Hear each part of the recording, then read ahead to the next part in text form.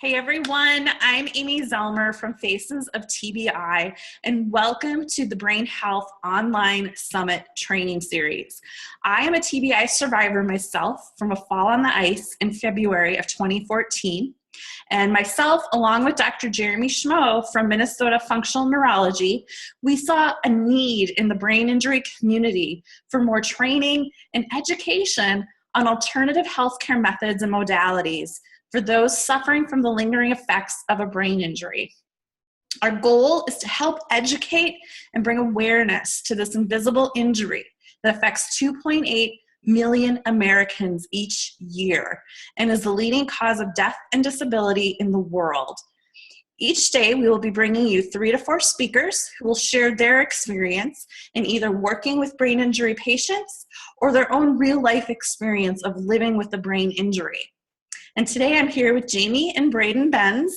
And Braden is currently a sophomore in high school, and he enjoys an active lifestyle, participating in many extracurricular activities. Braden thrives in many areas of talent, including sports and music. And one might say that Braden has a special musical gift displayed by his talent on the drums, guitar, piano, and accordion. Braden greatly enjoys the sports of soccer and basketball, and his love of sports is clearly evident at every game. Excelling as a member of the Saints soccer team, Braden was asked to play on multiple skill level teams, such as JV and varsity, as only a freshman. On the first game of his sophomore soccer season, Braden had a traumatic accident on the field. The day was August 23rd, 2016, and it's a day that he and his family will never forget. Braden took a blow to the head from a soccer ball, which caused the opposing side of his head to collide with an opponent. That day, Braden suffered from a severe concussion, which turned his life as a typical teenager upside down. So welcome to the summit, you guys. Thank you so much for being here. Thank you. So I'm going to let you guys kind of jump into your story and let everybody kind of know, what happened.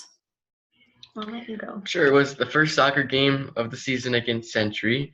It was a corner kick, and the ball hit me on the left side of my head, and it flew into my other head. My other side of my head flew into another opponent on the right side, and the ref saw it, and he said that you need to sit down and sit out and go out of the game.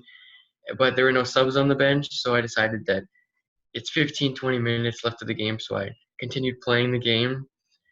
After drove home, told my parents about it, and went to school the next day, and the sports med diagnosed me with a concussion. And after that, it was probably about a week until every day was tough. There was a lot of symptoms. They said that those were normal concussion symptoms, hoping 2 days, 2 weeks they would go away. They didn't go away in that amount of time. I was passing out in the cafeteria on the soccer bus. So we decided to go to Children's Hospital in Minneapolis, and they did some testing and found that my impact test scores were very low, and gave a bunch of restrictions for school, like no driving, can't be in the cafeteria because of the noise, don't be in the hallways because of all the overstimulation. Some of the symptoms I was having was headaches, dizzy all the time. I used to go numb in my palms, neck, and my cheeks, and they said that's just overstimulation. And memory problems, reading problems, vision problems.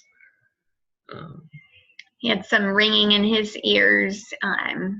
So just to back up a little, because he went through that so fast. So that day, August 23rd, that first game is definitely life-changing for Braden and our family. Kind of what he explained with, he drove home that night. We didn't see the blow on the field. There were many kids that seemed like getting injured at that specific game. I don't know why. One other kid did get a concussion, and I kept thinking, thank goodness that's not Braden. Not knowing that he also got the blow and a double whammy, kind of, where his brain was almost like whiplashed. Yeah. Until he got home. But things just kept escalating. Sportsmed, when they called that next day, reminded us, yes, it's a concussion. I, as a parent, thought, a concussion, how bad can it be? Maybe, like they said, 2 days to 2 weeks. I would have never dreamt. And we have people to this day that truly are like, is this really still from the concussion? Because he looks so perfectly normal. He carries his suffering like no other. People don't know truly what TBI patients, as you would know, Amy, are really enduring, because it's a good face mask that he puts on until either he gets in the car after school or we get home and I find out, man, your symptoms were nuts today because I had a biology test, Mom. I had an algebra test, and those high cognitive classes would throw him into such high symptoms of a migraine. On a scale of 1 to 10, it would be a 6 to 10 pain level. So he was just enduring the day trying to get through it. Maybe you want to explain what you would do to kind of help bring the symptoms down. Sure. I would leave algebra class. Usually it was algebra that I would have to leave early, or my off periods. And our school counselor office had a couch, so I shut off all the lights and I laid down on the couch to bring symptoms down a little bit. So we kind of worked that out with the school that, if we're going to get him to be able to stay in school, then we have to have many accommodations for him right now. So I just kind of want to stop there for a second. So you went to Children's Hospital here in Minneapolis, which I've heard nothing but great things about. Yes. And it sounds like they laid out the academic accommodations for you guys. And it sounds like your school was very receptive to those. Yes. Yep. Great. Because I know sometimes I hear stories of like the schools like, oh, well, whatever, Well, we did have challenges along the way. It's the first true brain injury that they've dealt with. So there were definitely challenges where teachers were still giving him tests, and he was put on a 504 plan, so to do 50% of the workload of a normal student, an average student. And teachers would forget, and Braden didn't want to advocate for himself. He was just used to doing all of this and maintaining A's previously. So he just thought, I'm just going to keep trying my hardest to get through this. And finally, the symptoms got so terrible that we were like, the only way to keep the school on board, Braden, is for you to have a voice and start telling the teachers, remember, is this my test or not? Or what numbers am I doing on this test? And it would remind them, oh yeah, he can't do a full complete test. Yeah. Let's just test him on what is needed so we know he understands the concept. Mm-hmm. And I think this is important for any parents watching to understand. Yes. The whole academic accommodations, it's a real thing. Yes. If your doctor doesn't understand it, find someone who does. And if your school doesn't understand it, keep fighting. They probably thought, oh, here comes Mrs. Benz again. But I am a very determined mom, and I wasn't about to let him suffer any more than he was already. Yeah. So I really stayed on him and made sure these accommodations were done. And he started also, as time went, really advocating for himself, saying, did you really want me to take all these notes? And the teacher would be like, oh yeah, that's right. You probably shouldn't be writing all of this down. So the more he would just simply remind him, he didn't want to be different in the class compared to other kids, but yet it was the only way to, and kids are so supportive of him, the other students, which is wonderful, because I think they kind of saw how bad you were and knew that it just wasn't Braden. Mm-hmm. So Jami, what was this like for you as a parent to like watch what happened? And, like you said, when you came home, you guys didn't even realize how bad it was. So what's this journey been like for you as a mom? It's been very, very difficult. I probably cried a ton at the beginning. And sometimes I still choke up because I'm like, oh, it's just so emotional when it's your kid. You always wish, oh, I wish it was me instead of him going through it. But I don't know. I would say at first, like I said, I didn't think it was going to be this severe at all. I thought it would be short-lived. and things will just get better. But he kept doing everything, and that's mistakes we made at the beginning, as well as caregivers, doctors in this area just aren't as well versed.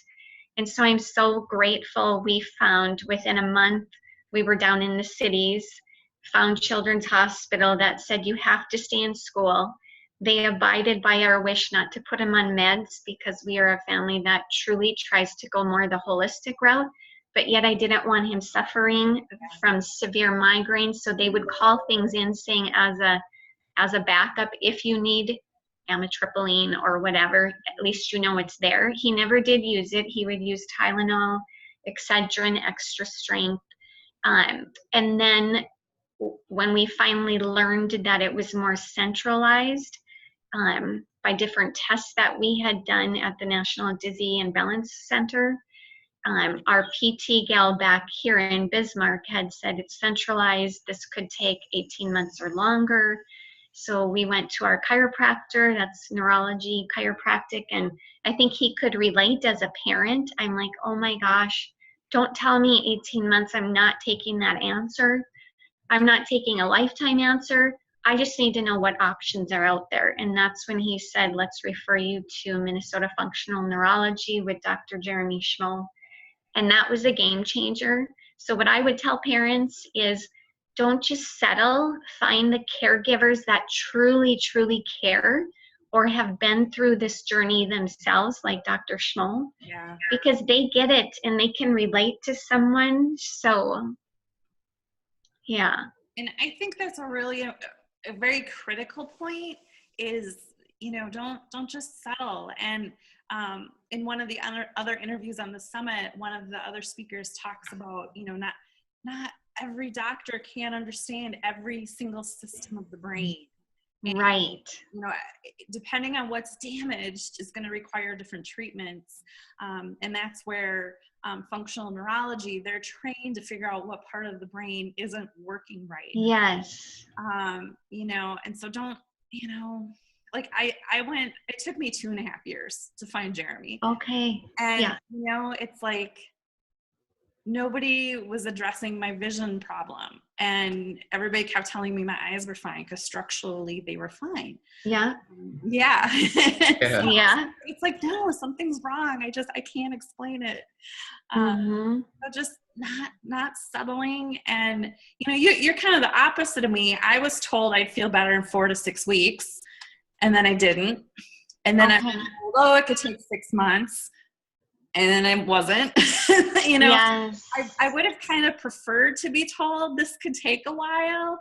But then to hear you say, oh no, we're not going to accept that as an answer. So I'm a pretty stubborn woman when it comes to my kids. I'm so overprotective, and most parents are, but I was like, that's just not a good enough answer. And if someone wasn't going to refer me, I Googled every single night. I still Google everything about concussions and TBIs to become more educated myself as I'm speaking to other parents that keep reaching out to us saying, hey, my kid got a basketball concussion or a football concussion, or some parents get upset that the kids have to sit out for a week at a time because of their concussion. And I'm like, let me tell you my story. It's 9 months later, and we're only seeing relief the last month or two here that we've started with Dr. Schmoll, that we know we're on the right road, but I'm still going to keep pushing because a 16-year-old maybe doesn't quite have that advocacy and that voice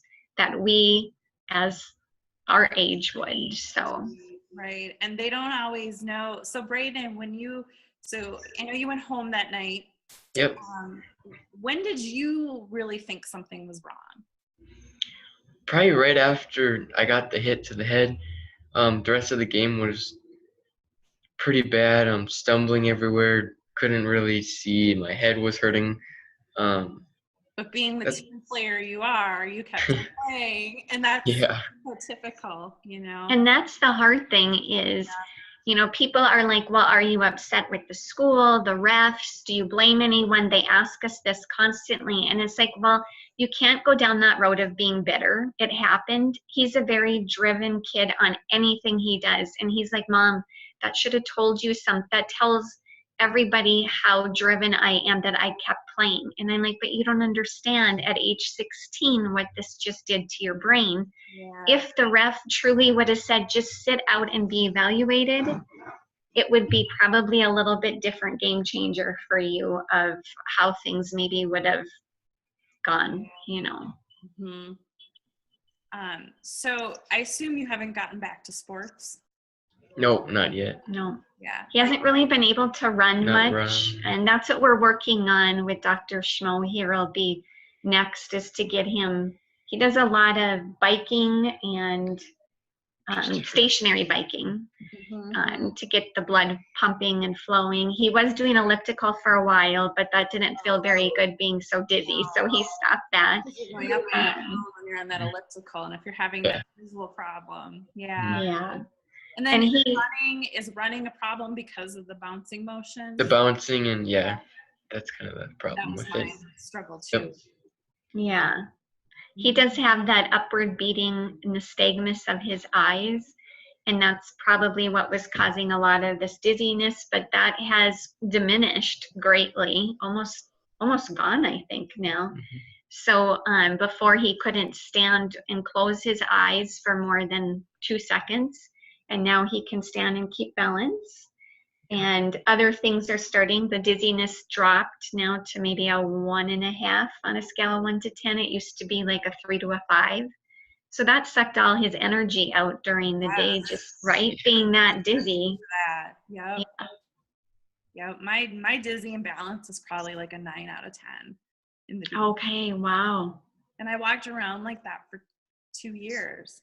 Oh, yes. And you know, like I said, so many doctors just don't know what to do with you. Yeah. And even the neurologist, I had been going to a different chiropractor. You know, they just don't know what to do with you. Right. We found that we say along our journey, we feel very blessed. We're very faith-filled people, and I pray a ton, especially for my children. But we do say we found the best doctors because, like I said, children's didn't let him quit school. We were going to look at homeschooling. I was begging them. I'm like, please don't make him go through this. I will try to figure out homeschooling. And they said, that will be worse in the end. You need to keep him in school, have all accommodations. They abided by our wish not to put him on meds if at all necessary, you know, if at all we could avoid it. And then we found Dr. Schmo that, I mean, we gave him a huge hug the very first week we had completed with him because it was like I said, it changed a lot of symptoms for Braden. And it's to find those providers that truly, truly care, that know they're there for your well-being. We've met a lot along the road that we saw once, and I'm like, nope, we're not going back. We'll just find the right person. So. Yeah. So what has some of your treatment been? What are some of the things that have helped you? I would say Dr. Schmo does figure eights. I think the figure eights, and he stems your tongue, your eyebrow, your wrist, your knee, trying to get the nerves to register to the brain to tell your body where you are in space. Your vision Exercises that he's done on this Focus Builder app. Every day, yeah. We probably do these home exercises maybe 5 times a day, and they used to take us a little longer, and now it's shortening because we're getting so good at them. But we know they're helping definitely by doing them. So. Yeah, and I know, part of Dr. Schmo's treatment plan is you do these exercises for like 2 to 3 minutes a day instead of fasting someone with an hour of treatment that can't handle it. Right. Yeah. I know even in the beginning, I don't know if you do the ones where like you look at your finger and turn your head, but even those, maybe 1 minute of those, and I was like, done. So I can't imagine trying an hour. Yeah. And we used to do, like we had PT back home. We went to 2-3 times a week, but really she was at a loss of what to do for him anymore, I feel like. And she wanted to cut us back to doing more stuff in the home, but she just didn't know what. Yeah. And then we were doing chiro at least once or twice a week. And that was more cranial adjustments is what it's called. And then we had supplements like crazy because I said we're more holistic. So we put him on a lot of different things. So we tried a bunch of things, but nothing just would work until we finally went to Dr. Schmo. And it's amazing when he would show us World War II vets did some of this stuff too. Yeah. And we didn't realize that. We're like, oh my goodness. So our goal is to go back once Braden is completely healed, go back to Children's Hospital with the doctor we had there and go approach the board, because we want them to know the success from Minnesota Functional Neurology. Yeah, and I think that's part of the broken part of the system is these doctors who don't quite, they scratch your head, I don't know what to do with you, but then they don't know who's over here that can help them. Yes, so yeah. That bridge in place, I think, is critical. Right. Yeah. Especially early on in the care. And Braden always reminds me, I get so anxious because I see some symptoms decreasing. Now that we've started with Dr. Schmo, I'm like, oh my gosh, like, let's ask him, when can you run? When can you finally handle noise? He hasn't been able to be in band all school year, and he's like #1 drummer practically in our state. So it's so life-changing. Like, when can we do this? Or let's ask him this. And Braden, it reminds me, he says, Mom, I saw all these other people for 7-8 months, and nobody was able to do one thing for a symptom except Dr. Schmo. So give him some time. But I'm not a patient person. Yeah. Braden, did you have any other physical problems? Like, did you hurt your neck at all in the injury? My neck was sore at the beginning. It was really sore. The stiffness and soreness went away until Dr. Schmo adjusted me and felt really good. I didn't even know my neck was that sore. And so now my neck feels amazing. Yeah, he really didn't realize it, but we just had the adjustment done this last appointment, and it actually dropped the dizziness by 0.5 just on adjusting the neck. And I was so shocked over that, I guess. So. Yeah, and and I think especially teenagers, like, I feel if my injury had happened when I was like even 20, I think I might have had a different recovery path. Yeah. Teenagers can rebound from that physical stuff so much easier, I think. Right, yeah. Right. And you brought up something earlier that I want to circle back to about how you didn't want him on medication if you didn't. Yeah. And then you just gave him Tylenol. And that's a point that I kind of want to mention too, is like, you shouldn't be giving someone with a head injury aspirin or ibuprofen. Yes, we did hear that from, I think that was Sports Med or someone that told us no ibuprofen.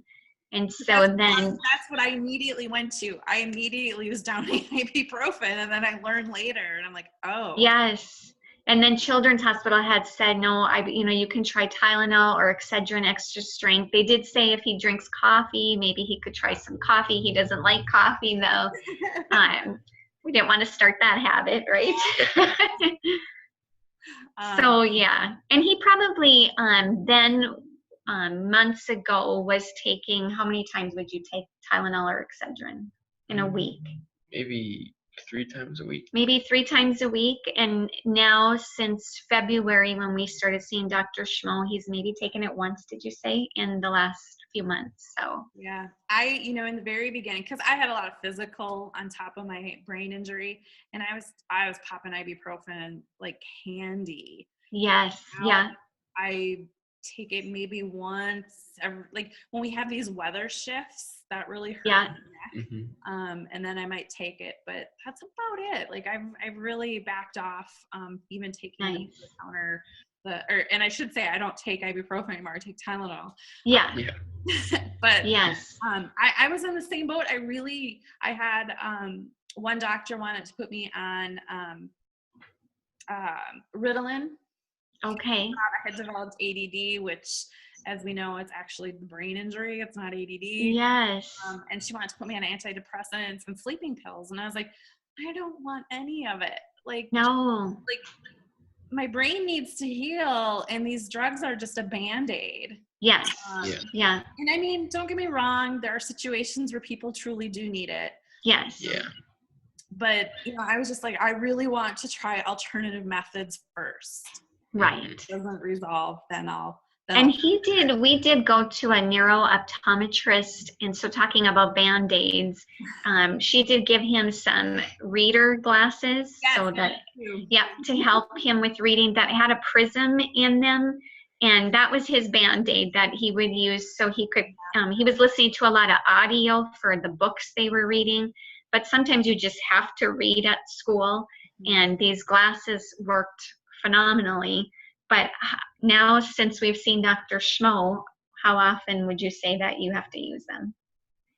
Probably not even once a week. Yeah. So it's phenomenal. Like, that's why I'm so eager to, what else can we do? Like, let's keep moving it. So I just really want people to know, parents, coaches, refs, the big thing for that cycle of people is to know that maybe don't listen to a 16-year-old.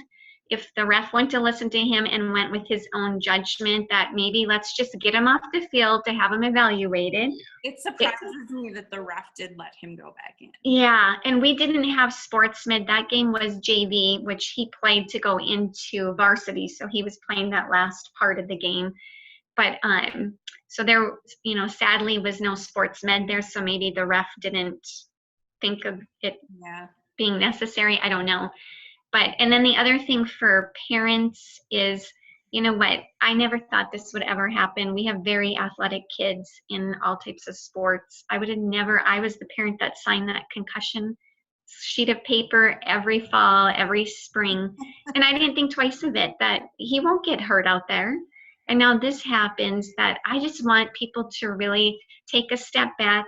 Don't be upset when a coach says your kid has to sit for a week until we reevaluate, do an impact test, make sure that they're back to where their normal testing was or whatnot. And follow your heart. If your kid does get a concussion, whether it's sports related or something else, if you know deep down, we all have that gut feeling that maybe this isn't the right doctor for me, maybe even some doctors that truly, we have a chiropractor here that cares so deeply for him, but he's like, I've done everything I can do, and that's the one that referred us to Dr. Schmo. He said, if Dr. Schmo can't help him, I don't even know where to refer you. So, but just knowing he didn't wait to keep taking money from us, he was so willing and giving as a parent himself. So those are the type of people, if we all just try to remember, it's okay to keep seeking out those type of doctors. Mm-hmm. And so now, Braden, you guys are in North Dakota, and you are part of a campaign for North Dakota for brain injury awareness. Can you tell us a little bit about that? That's really exciting. Yeah, it was a lot of fun to record that. Even just watching a couple of the other stories that people have had, and the little facts that they have on them, like 13,000 North Dakotans live with that. That's a very big number. Would never have guessed something like that in North Dakota. It really raises awareness. We've been approached in the community because it's running through our whole state of North Dakota, but we've been approached via Facebook in the community. Just like I said, my husband thinks people are coming out of the woodwork, constantly contacting us now, and we just really want to educate and advocate, and this was a way to do it. And they contacted us because of a local news clip that we had done way back at the beginning when he had his concussion. So it was, a lot of tears even shed as they were videoing. From the ones that were videoing were moms themselves listening to me. They would start crying and be like, oh my goodness, I would have never guessed stalker could cause a TBI. And I said, I would have never put him in it if I would have known that either. So. Yeah. So do either of you have any advice for anyone that's going through brain injury? The advice would be probably don't stop. Keep going till you find the right doctors, as we've said, because they're out there. They might be hard to find, but they're out there. Yeah, I would say the same thing, and be patient. I've learned to have patience through this. It's very hard because you just want things to speed along faster, and give yourself a break, but really advocate for yourself, like how you look perfectly normal and how he's really had to take charge of his life, especially to older adults at school, his teachers and whatnot. They've all been great. But you really just got to keep reminding them because you look perfectly normal. So, yeah, great advice. Any final words of wisdom for anyone out there? Maybe that was it.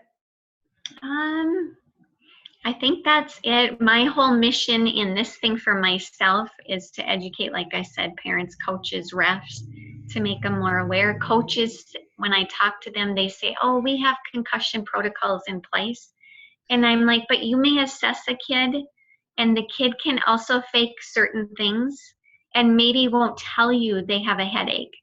Maybe have them just sit out, even if it's just that game, if you're just questioning if the kid is telling you everything. And then for kids, Braden wanting to really educate his peers, right? Yeah, it's really one game that you would have to sit out, or 1 week. Compared to the rest of your life, you'd have to deal with symptoms and you know, like I that. think too, just talking about, you know, the coaches. So in Braden's situation, you know, he said, oh, I can finish the game. But even he knew as he was playing, he probably wasn't okay. And the best person should not be the one making the decision. Yeah. Right. I remember I drove to my doctor. I went right away after I fell. And I drove, and as I was driving, I was like, I probably shouldn't be driving. It's just your brain. You should not be the one making the decision. Right, so right. Very much that ref should have told you, no, stay out, or the coach or someone should have. Yes. A little firmer. I did say if I'm ever at a game and a kid gets a blow, I will be that mom that walks down the bleachers onto that field if they don't get that kid off, because it's just so near and dear to me right now. So. Well, awesome. Thank you guys for being a part of it. Yeah, thanks. And just sharing your story. Definitely. You know, I think it's important for people to hear from children as well as adults. You know, sometimes the youth are overlooked in their story. So I'm very glad to see Braden speaking out. So thank you guys for being here. Thank you everyone for watching. And I will put their contact information and I'll put a link to their video below this video so you guys can check out their commercial. And just remember that you are not alone in brain injury.